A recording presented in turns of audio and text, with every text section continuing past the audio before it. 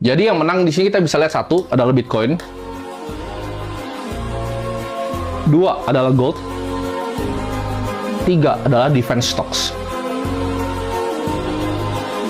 Tapi ini opini pribadi gue ya. Ini ada resiko di saat US kalah. Ya, that's why gue nggak bet di situ. Ya, karena menurut keyakinan gue, bukan US yang menang di perang ini. Bitcoin dan gold menurut gue akan jadi aset yang cukup, ya. Kenapa? Karena ini menurut gue dia overextended.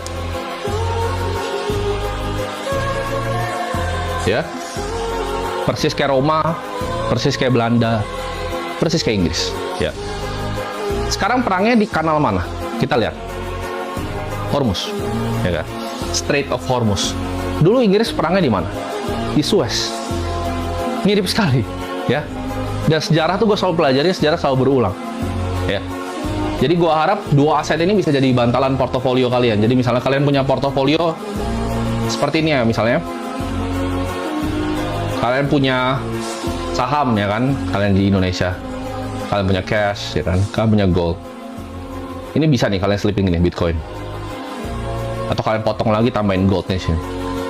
Ya, ini akan jadi posisi yang lebih aman, ya, dalam kita lewatin gejolak-gejolak perang ke depan. Karena menurut pandangan gue dan menurut keyakinan gue ini bukan perangnya sebentar, ini perangnya akan panjang, ya. Ini akan jadi war of attrition. Karena US memang kelihatan kuat sekarang, tapi dia nggak bisa perang di semua front, ya. Dia akan kewalahan, ya. Karena dia harus mikir secara politis juga sekarang. Ini kan mereka udah mau cycle politik, ya.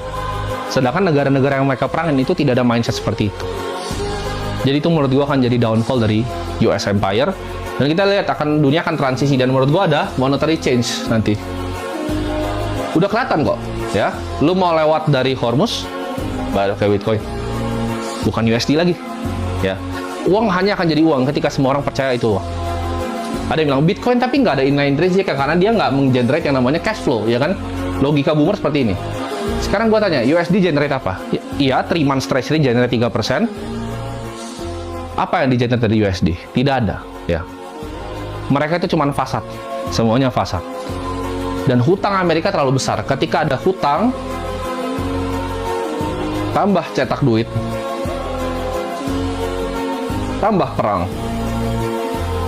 ini rumus hancur, ya. Dan menurut gua akan banyak negara-negara yang mendapat keuntungan, termasuk Indonesia. Nanti gua